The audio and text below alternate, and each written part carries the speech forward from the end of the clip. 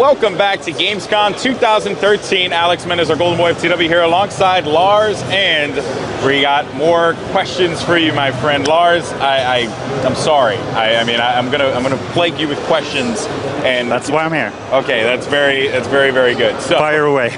All right. So first and foremost, I want to ask you about colorblind mode. That's the first thing I want to ask. A lot of people have been curious about it. Is that going to be in Battlefield 4? Sorry, once more the question. Colorblind mode. Colorblind mode, yes. Okay. To be honest, we have a lot of colorblind people in the studio who are sick and tired of not knowing whether they shoot friend or foe, so yes. Okay, great. So colorblind mode will be there. Then the other thing is sniper glint, which is something that people have been really asking about in regards to when you're scoped in and like how the glint affects your scope and all that stuff, as well as when I'm running around and the glint is being shown by the scope in there for I could actually see the sniper from a distance. Is that returning again in Battlefield 4, and in what capacity? So exact tweaks and tunes. I would say that Alan Kurtz and the guys back at home are fine-tuning right now. So exactly where we land, I can't really say, but I do know that they have listened to the community and are looking into all the little things that you guys out there are reporting. All right, and then there was another thing. I've been getting asked this a lot, and I feel unfortunate to say I'm not too familiar with the term, tier reload.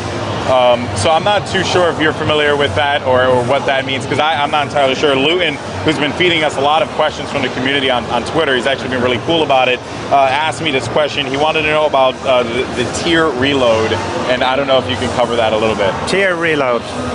Oh, you caught me off guard there. I'm not entirely sure. Like even though I win with Battlefield for so long time, and you think that I should know everything, don't you? No, but it makes sense, because I've never heard the term before, and we've been working a lot with Battlefield. So Luton, if you watch, which I know you are, buddy, if you give me the context, and I'll do my best. The context of the question would be very much appreciated, and I guess the Battlepacks as well was something that people have been a little curious about. What do you know about the Battlepacks? What can you share with everyone? So Battlepacks, it's a new concept. I mean, we have a lot of predictable rewards, so to say. You have your career path for a weapon, you have your field upgrades that you choose specifically and you target and work against. But Battlepacks, we wanted to use a lot of things that aren't tilting the battle, but it gives you a lot of additional things to customize yourself with, whether it's additional accessories, whether it's paints, camos, and a lot of little goodies that make it a little extra. And with a random factor, we hope that people will be happily surprised and always have, a little extra to look forward to. Nice. That's always a cool thing about Battlefield. There's always a little bit more in there, so it's always fun. We're trying hard. Yeah, no. I mean, I clearly see that. You guys are really like looking at it and thinking like, okay, how can we like expand it? How can we really make this feel like the next gen of Battlefield? So it's very much appreciated. So now I want to ask you about the console. I had a chance to play Battlefield 4 on PS4 yesterday. It was really, really fun. I guess, what are the cool things that you guys are doing with console to make it more comparable to PC? And on top of that, I saw a question about resolution. What resolution will the PS4 and Xbox One versions of Battlefield 4 be in? So I don't know. I know it's 60 frames, but I'm curious about that as well. So I mean, for me, with the next generation of console, we can finally, you guys out there who've been playing on the current generation of hardware knows that we've been stuck with 24 players and not been able to do 60 frames per second. But with the new hardware, we can push the boundaries and now come to an equal playing ground with the PC players. So 64 players, and we go targeting those 60 frames per second to give the true Battlefield experience to all players. I agree. And when it comes to the resolution question, I got asked earlier today, and I think I even got quoted, but we're still working on it. We're hammering away. What you do in the end of the project is you're chasing memory, you're chasing performance, so we haven't settled, and we hate to disappoint people in any direction, upwards or downwards, so we work on it, and as soon as we know, we will let the world know. All right, so the world would know as soon as Lars knows. Yes. Okay, so then I want to ask you about the commander mode. Corey had a chance to speak with Patrick about the commander mode in a lot of in its capacity and all that stuff, what game types it will be using. What is, I guess, for the commander mode, is it usable on console, right? Yeah. And is it usable through the controller, not through the tablet? Do I have the option of using commander mode just, you know, in my game without me having to go to a second screen application like the tablet? Yeah, definitely. I mean, it's awesome. Just, yeah. You don't want to. So whether you play current gen, next gen, or PC, you have in-game commander. That's kind of where we start. That's where we build the core experience. But then on top of this, as long as you log in on your tablet with your gaming account, your Battlefield account, and you can join in as commander, whether you play on an Android tablet or your iPad. Okay. So, and for us, it's been extremely important that the experience for the player on Battlefield is transparent. Or you shouldn't know whether the commander is in a cafe playing or sitting in front of their favorite gaming rig at home. Yeah. Okay, so that's completely understandable. So, in the end, then, you will actually have commander mode within the game, because that's always there. That's always something you guys had a mission for. That's important for us, and that's where it all started. Yeah. I mean, when we had done Battlefield 1942, we had such a blast in the studio, sitting and playing and screaming to each other and attack that base and all of that. But once we got out on the web, we lost a bit kind of that team play feeling. So when I jumped on as lead designer for Battlefield 2, that became the core part of it. To be able to divide your soldiers into squads, it's almost like a co-op feeling for the squad leader to give orders. And with that, we realized that people were often running for the same objective, so we introduced the commander mode for all of those who haven't played Battlefield Commander before. So commander is there. This time around, we removed them from the battlefield, so you have a bird's eye view. So on the 64-player server, you will have 2 additional positions, so 64 plus 2. And these 2 commanders, they have kind of a tug-of-war-like battle where they try to outsmart each other. Yeah. So we're still fine-tuning, you know, timing of the base functionality, where you have UAV scan to reveal enemy soldiers, or to counter the other commander with EMP scan. Yeah. So those are kind of the base foundations, and we want that tug-of-war balance to be perfect. So it's like a very intense chess match. Yeah, exactly. Yeah. We were actually thinking about a lot of kind of creative movies around, you know, these 2 chess players trying to outsmart each other. But it's not all about you. It's about you doing your best for your team, getting the trust from the team, since as your team work for you and you work for them, start taking bases, you get additional assets to use. You work as a unit, and you will help lead your troops to victory. Well, speaking of the troops, let's actually talk about the... I guess one thing I want to talk about is just the gameplay itself, right?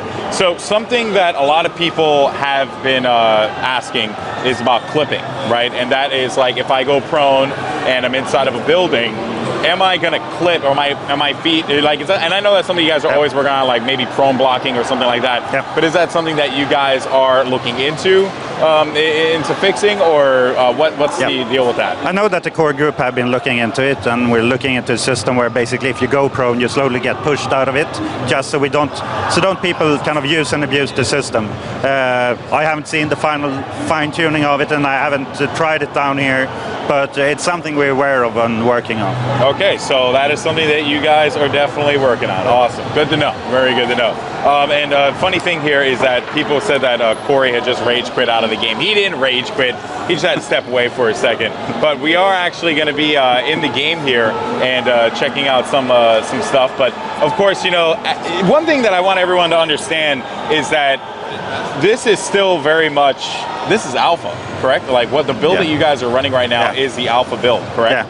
Yeah. So it's, I mean, for me, it's great to be here. It's great to see people hands-on with the game. But it's also extremely nervous. You know, I know that the whole team is sitting back home and wondering, will he say the right thing? Yeah. Since many things are still fine-tuned, it's based on a lot of the feedback we get from here. We get in the forums based on what people see. A lot of little things might change. So, but at the same time, I wouldn't like it anyway, since the sooner we get it in front of the hands of the community, we will get that feedback, and that's what we live and die for. Yeah, the mission, I noticed since I've been working you know, with you guys at E3, has just been, we want to get people playing this game ASAP, so that we could just start tuning our game. And I noticed that you guys really did look into that. One feedback that part of feedback that I got from the E3 build was in regards to the weapons. And you guys really went out of your way with the guns this time around. Is there any gun that you're particularly happy about that made it into this build of Battlefield 4 and you hope to see it get into the final release? And also, to add to that question, are these the final list of guns that you guys are going to be implementing into Battlefield 4? On the final list, I would say yes, as far as I know. Okay. And when it comes to the tuning, I know that Alan Kurtz, Christian Pavel, all the animators, artists, they've been working day and night during this summer to get this into solid and fine-tuned way. When it comes to favorite weapons, I think ask Alan Kurtz. I'm not the man of precision. I'm the one that doesn't hit the barn from the inside. Yeah. So I don't really have a favorite weapon. I like to try around, and it's usually I try to, especially to be able to provide a lot of feedback. Yeah. I try to jump around between kits and weapons constantly, just to get all the types of kind of perspectives and angles on the different weapons to see that. How would I perceive this as a consumer? No, it makes perfect sense. And something the consumers have actually been asking of us is about the player count in the game.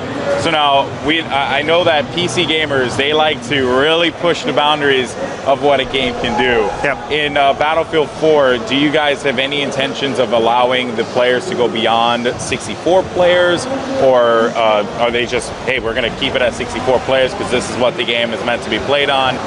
What's the mindset, I guess, in regards to that over at DICE? So I guess that the mindset has been with this super ambitious project, we have had to settle for kind of a framework, and to us, with all the tools we have to get players back into the battlefield, everything done with spawning and so on, we have settled for 64. That is the framework we work within. And then it's more about the experience with those 64 players. So we have put more emphasis and effort, which I hope you have noticed, to the dynamic battlefield, to the use of the battlefield. So 64 is what we have, and if you look at the journey from Battlefield 1942, where we started with 64 players, when you died, you had quite a long journey back into the battle. Yeah. So if you look at the player count today, given that people spawning quicker, they have spawn beacons, they get resurrected, spawn on vehicles, spawn everywhere. The player per that you see in view and that you encounter and battle with is by far so much higher than previously. So who knows in the future?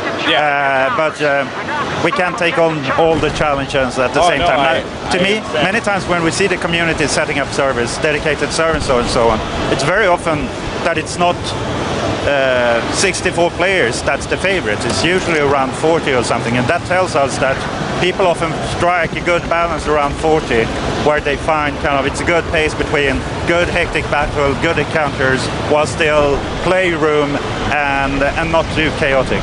Yeah, and I do notice, players, speaking of like expanding on stuff, players, they like to, I guess, test the limits of things and see how much you can do. And I've been seeing, we've been talking a lot about the squads, right? And how it's organized. Yeah. So you can have 5 people in a squad, and you can also have 4 or 3. Now, me and Corey have spoke about this quite a bit, but I haven't had much of an opportunity to ask one of you guys about it. For those at home who are not aware, how are squads working in Battlefield 4 different in comparison to Battlefield 3? So that, and also like, how many squads can you have? Can you have an unlimited amount of squads, or is it just 5 squads you can have, as we see in the spectator mode? Yeah. What is the approach there for you guys? Yeah, so what we've done is, given the number of 5 players per squad, you can have as many squads as you need, 5-player squads up to the max amount. I don't think we ever settled for locking it, but we are in the last fine-tunings there of basically what we can make in a readable UX interface. But we want to bring back the freedom to players. We're upping from 4 players to 5 players. Yeah. In the old days, we even had 6 players, but we also have the system of there's a certain kind of level of satisfaction to be able to level another squad. We built that part into the field upgrade system, which is a new part of our squad functionality, where each and every player, they pick their field upgrade career. Yeah. And specific ones for classes or the more general ones. Each member picks their own career, consists of four abilities or specializations that you unlock as you together progress and do actions, which means that your bar fill up, you have in the session unlock that is valuable for you, and your friend might have picked another one. But if you do get wiped, your bar will go down a certain percentage. Yeah. So it's about staying alive. When you get the message, you're the last man alive, you better kind of hit the deck and take cover until your friends spawn in and you're ready to go again. Yeah, so it's like you want to make sure that people are very curious, very concerned about the fact that, hey, I'm in a squad, I got to play as a team member. Yeah, and it's super annoying. I mean, when you don't know that you're last man and you go in gung-ho, then you would probably have rather waited to ensure that your friends stay in the front line so you can spawn back in if you would die. Yeah, and that actually happened like that a lot. You know, that was always one of my complaints about, you know, Battlefield, like way back when I played. It was like, oh man, it's going to take me a while to get back into battle. But now that's not the case anymore. No. So I'm very happy about that. Thank you. You're welcome. Good idea. So, all right, I've been seeing this pop up like a million times. It's one of my favorite game modes in Battlefield, Titan mode. Gotta ask you, Lars. I mean, I know that it's out of like the realm of what the universe of Battlefield. It fit in 2142 because of the fact that it was a futuristic game. Yeah. But I just want to know, like, if you ever did think like, hey, let's get ridiculous and put Titan mode into the game, like the U.S. military and the Chinese military create a giant aircraft and float in the sky. That's just the storyline I'm going to give you. Do with it what you will. But is that something that you think that you guys might look into? It just doesn't fit with Battlefield 4. I mean, we have a brilliant team at home, and they can twist and turn anything to make it fit. Yeah. In this case, I mean, we haven't really started to. We haven't locked down exactly what all the expansion packs will be, and we're still working on it. So all feedback is always welcome. Of course. So I'll put it. I'll put it on the list of great feedback. But overall, we do know that we have a lot of passionate people out there who love Battlefield 2142. I think my brother lost God knows how much time just playing 2142. So I love Titan mode, and who knows in what form it might turn up in the future. But I will remember that you told me. Okay, well, I'm very glad. Hey, it's like one of my favorite things. I'm like just such a huge fan of it. So I remember when I first saw it, I was like, oh, that's sick. That is such a cool idea. So very happy about that, of course. And just so you guys know, by the way, you were taking a look at Corey's perspective. We were actually watching Corey's perspective as he was sniping, which was actually pretty cool. He didn't do too bad. I just gotta throw it out there. You sound surprised. Yeah, well, you know, I mean, he's an old man, and I'm always afraid that his no, he just turned around to like give me like the stare down. Oh man, so that's good to know. And in regards to the expansion packs and all that stuff, I know that that's information you guys aren't going to talk about per se, but China Rising, which is one that's going to be releasing out the gate there. I do want to ask you a little bit about that. I mean, you know, is there any details that you could share with the community right now about China Rising, what it entails, or is that still super secret top news that only like the execs at EA and DICE know? I mean, it is still under lock and seal. Okay, but overall, as the name says, we want to make even more out of the Chinese team and the Chinese setting. So I mean, I'm looking forward to talk more about that. But already now we still have multiple levels for the base game we haven't talked about. There's so many settings and themes that we, as you might have known by now, I mean, Siege of Shanghai brought something very new to the battlefield. I agree. Now with Paracel Storm, it's a totally different levolution theme. So we have plenty more, as the trailer revealed, with flooding cities, breaking dams, and I mean, we're so caught up in what we do right now and long for showing more and more that, yeah. I'll save the stories about the upcoming expansion packs for later. All right, and now I want to give a shout out to Battlefield Idea on Twitter. He has been asking me this all day long, the dog tag competition. A lot of people have been asking about it. How's it going? Found any cool dog tags so far in it? I mean, what's the lowdown with it?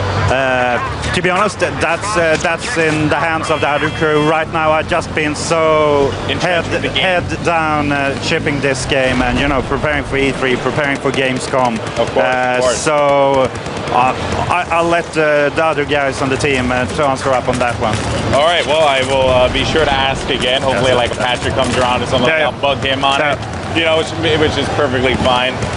So now there was another thing I was curious about with the jets, right? We saw a lot of this as well, two-seater jets.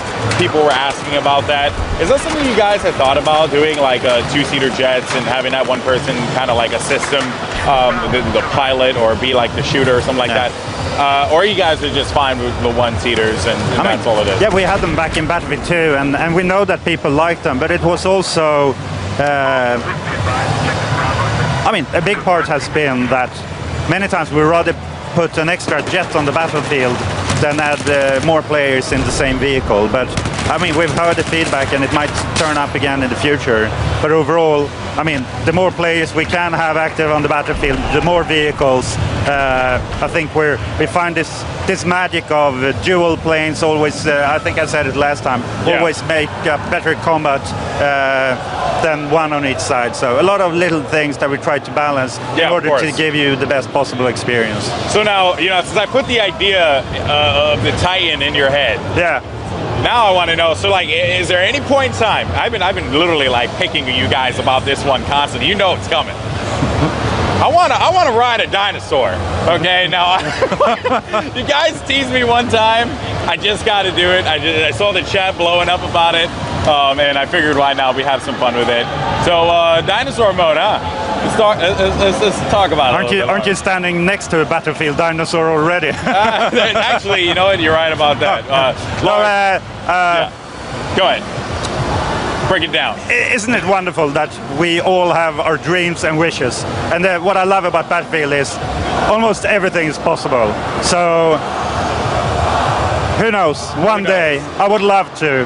Yeah. But right here, I go all in on Battlefield 4. Oh no, without a doubt, and I'm very pleased with the game. I think everyone back home was doing it more or less as a like let's have some fun kind of thing with it. I mean, I think that's the cool thing about the DICE team is that they are able to go out there and have that fun and have that creativity and be able to think like, you know what, man, if we wanted to do it, we probably could because we're like that awesome. So it's good to know. But Lars, thank you so much for your time. My pleasure. Thank you for having me. And thank you for the support out there. I hope you like what you see here. These guys are doing awesome work. Thank you for your hard work during the show. I appreciate it very much, guys. Well, with that said, try to get in as many questions as we possibly can for you guys.